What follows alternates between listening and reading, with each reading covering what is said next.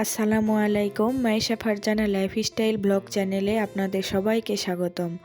আশা করছি যে যেখান থেকে আমার ভিডিওটি দেখছেন আল্লাহর রহমতে সবাই ভালো আছেন। আমরাও আলহামদুলিল্লাহ ভালো আছি। বেশ কয়েকদিন পরে নতুন আরও একটি ভিডিও নিয়ে আমি হাজির হয়ে গেলাম। আশা করছি আপনাদের ভালো লাগবে। সকাল সকাল উঠেই ব্যাগ গুছিয়ে নিচ্ছিলাম। এখানে আমি বাবার বাড়ি যাওয়ার জন্য প্রস্তুতি নিচ্ছিলাম, তো সেটাই আপনাদের সঙ্গে শেয়ার করছি। তো আমার বাবার বাড়িতে প্রতি বছরই এই সময় একটা মাহফিল হয় ছোটোখাটো, তো সেই সময় আমরা ওখানে যাই, তো এবারেও তার ব্যতিক্রম নয়। তো আমরা যাব কিন্তু বিকেলবেলা, আর মাহফিল হবে পরের দিন। তো সকাল থেকে আমি শুরু করে দিয়েছি প্রস্তুতি নেওয়া। আসলে বাপের বাড়িতে যাওয়ার কথা শুনলে আর কেন জানি কোনো কাজেই মন বসে না। ওখানে যাওয়ার জন্য কি কি নিতে হবে, কি কি রাখতে হবে ব্যাগের মধ্যে, এটা নিয়েই সবসময় মাথায় চিন্তা ভাবনা ঘুরে। এজন্য ভাবলাম সকালে আগে ওই কাজটাই করে রাখি, তাহলে আর এতটা টেনশন হবে না। আর আমার বাবার বাড়ি যেহেতু বেশিটা দূরে নয়, আমার বাসা থেকে বাবার বাড়ি যেতে প্রায় 30 থেকে 40 মিনিট সময় লাগে, তো আমার তেমন একটা টেনশন থাকে না। তো ব্যাগ ট্যাগ সব গুছিয়ে নিয়ে আমি কিন্তু এখানে রান্না বান্নাও করে নিচ্ছিলাম। যেহেতু আমরা বিকেলে যাব, তো দুপুরের জন্য কিছুটা রান্না করে নিচ্ছিলাম। এটা খাওয়া দাওয়া করেই আমরা রেডি হয়ে চলে যাব। আর এখন যখন আমি ভয়েস দিচ্ছিলাম তখন কিন্তু আমি অলরেডি আমার বাবার বাড়িতে চলে গিয়েছি। আর এই ভিডিওগুলো আমার আগেই থেকেই করা ছিল, সেটা আর এডিট করা হয়নি, যার জন্য আপনাদের সঙ্গে শেয়ার করতে পারিনি। আসলে বাপের বাড়িতে আসার পরেও তেমন আর ইচ্ছা ছিল না ভিডিওর কাজকর্ম করার জন্য। তো এখন একটু সময় পেয়েছি, ভাবলাম করে নিই। আর ব্যাগ গোছাতেও আমার কিন্তু বেশ কিছুটা সময় লেগেছে, কেননা এখন শীত গরম তেমন একটা শীত পড়েনি। তো তারপরেও যেহেতু আমার ছোট বাচ্চা আছে, তার জন্য কি কাপড় নিব না নিব প্রায় সবই নিতে হচ্ছে। গরমের জন্য কাপড় নিতে হচ্ছে, আবার শীতের জন্য কাপড় নিতে হচ্ছে। এই জন্য আমার ব্যাগ গোছাতে বেশ কিছুটাই সময় লেগে গিয়েছে। তো যাই হোক, আমি সব কিন্তু গুছিয়ে নিয়েছি। আরও বাদবাকি যা মনে পড়বে আস্তে আস্তে সব আমি ব্যাগের মধ্যে নিয়ে নিব।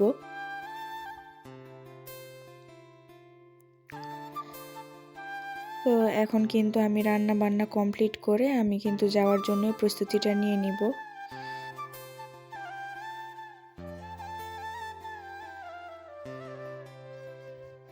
আর আমি যেহেতু ভয়েস দেওয়ার সময় আমার বাপের বাড়িতেই ছিলাম, তো সেখানকার কিছুটা চিত্র দেখায় আপনাদেরকে। তো এটাই আমার বাবার বাড়ি। আর এই তো আমার আম্মা এখানে কবুতর, গরু এগুলা কিন্তু নিজেই পালন করেন, তো সেটাই দেখিয়ে দিচ্ছি। আর আমি যে বললাম ছোট একটা মাহফিল হয় আমাদের এখানে, সেটা কিন্তু হয়ে গিয়েছে। আর বাপের বাড়িতে আসা কিন্তু আমার প্রায় 3-4 দিন অতিক্রম করে ফেলেছি, আর মাহফিলের দিনও কিন্তু পার হয়ে গিয়েছে। আর এর মাহফিলে আত্মীয় বলতে আমার শ্বশুর শাশুড়িও কিন্তু এসেছিলেন, তারাও কিন্তু মাহফিল শেষে চলেও গিয়েছেন। তারপরে আমি একটা সকালের ভিডিও আপনাদের সঙ্গে শেয়ার করছি। আমার বাপের বাড়ি গ্রামে হওয়ায় এখানে সকালের দৃশ্যটা কিন্তু বেশ সুন্দর। চারিদিকে সকালে কুয়াশা থাকে, ঘাসের উপরে শিশির ভেজা থাকে, দেখতে কি না সুন্দর লাগে। আর আমার শ্বশুর বাড়ি গ্রাম থেকে একটু দূরে হয়, মানে ছোটোখাটো একটা শহরে হওয়ায় তেমন কিন্তু গ্রামীণ পরিবেশ আমি পাই না। সেখানে সব সময় শহরের জীবনযাপনই আমরা করে থাকি। আর বাপের বাড়িতে আসলে কিন্তু সুন্দর গ্রামীণ পরিবেশেই কিন্তু চলাফেরা করা লাগে, যেটা ছোট থেকেই করে এসেছি, খুব ভালো লাগে। তো মাহফিল শেষে নাফিসার দাদি ওনারা চলে গিয়েছেন, আর আমার একটা খালাতো ভাই এসেছে, ও কিন্তু রয়েছে আমাদের সঙ্গে। আমরা বেশ মজা আনন্দেই দিন কাটাচ্ছি আলহামদুলিল্লাহ। তো সকাল সকাল এখানে কিন্তু আম্মা পোলাও রান্না করছিলেন, তো ভাবছিলাম আপনাদের সঙ্গে একটু শেয়ার করি। আসলে আসার পর থেকে আমি তেমন কোনো ভিডিওই তৈরি করিনি, তো আজকেই প্রথম সকাল থেকে একটা ভিডিও নিয়েছি। আর ভিডিও না করার পেছনেও কিন্তু একটা কারণ রয়েছে। আসলে আমাদের এখানে যেদিন মাহফিল ছিল সেদিন একটা দুর্ঘটনা ঘটে গিয়েছিল। আসলে দুর্ঘটনাটা এমনই ছিল যে খুবই দুঃখজনক। আমার নিজের চাচা, তিনি কিন্তু অ্যাক্সিডেন্ট করেছিলেন। আল্লাহ ওনাকে বাঁচিয়েছেন, আলহামদুলিল্লাহ, আল্লাহর উপর হাজারো শুকরিয়া আদায় করি। তিনি সুস্থ আছেন, তো এখন মোটামুটি ভালো আছেন, সুস্থ আছেন, তেমন কোনো ক্ষয়ক্ষতি হয়নি। এজন্য ভাবলাম যে যাক, আল্লাহ তো যা করেন অবশ্যই ভালোর জন্যই।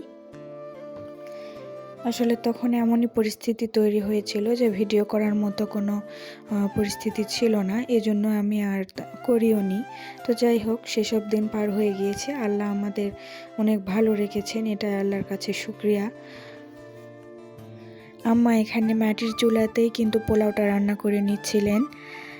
আমরা যারা শহরে থাকি তারা কিন্তু গ্যাসের চুলা, রাইস কুকার বা কারেন্টের চুলা এসবে কিন্তু রান্না করে থাকি।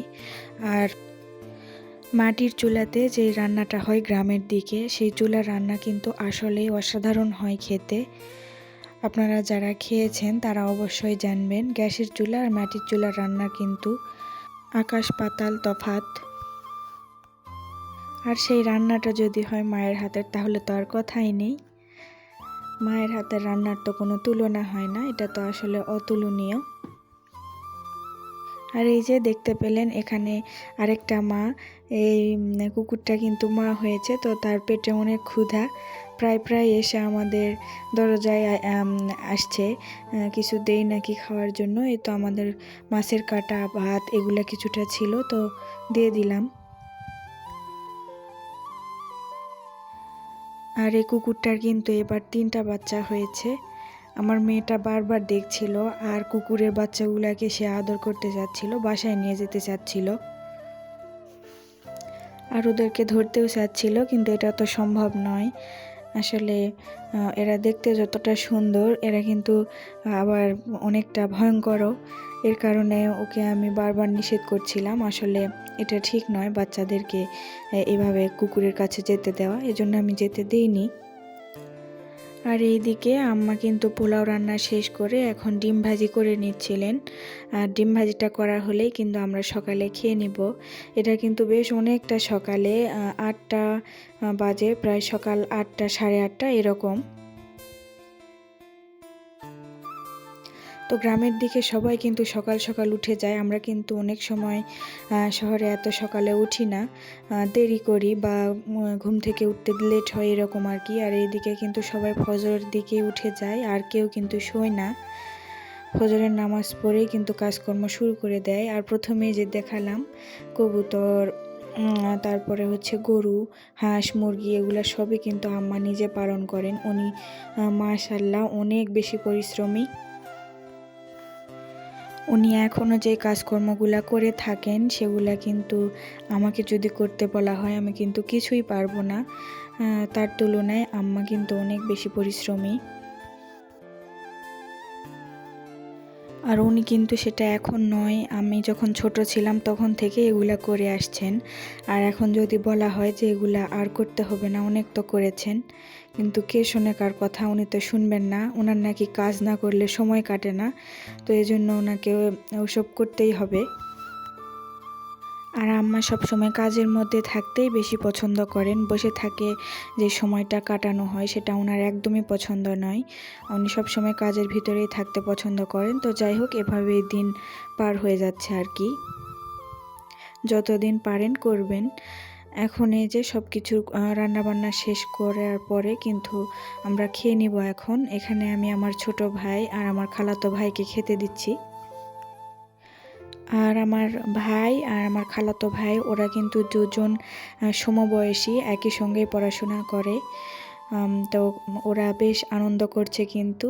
আর আমি তো ওদের বড় বোন, আমি কি চাইলেই ওদের সঙ্গে তেমন কি আর সময় কাটাতে পারছি? ওরা সব সময় একসঙ্গে থাকছে, তারপরেও আমরা যেটুকুই থাকছি আসলে অনেক আনন্দ করেই কাটাচ্ছি। তো এই তো ওদেরকে খেতে দিয়ে আমি নাফিসাকে আগে খাওয়াই দিব, তারপরে আমি খাবো। তো আজকে আর ভিডিও বাড়াবো না, তাই অনেক বড়ই হয়ে গিয়েছে ভিডিওটি।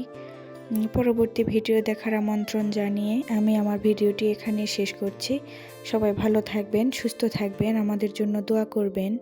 আল্লাহ হাফিজ। আসসালামু আলাইকুম।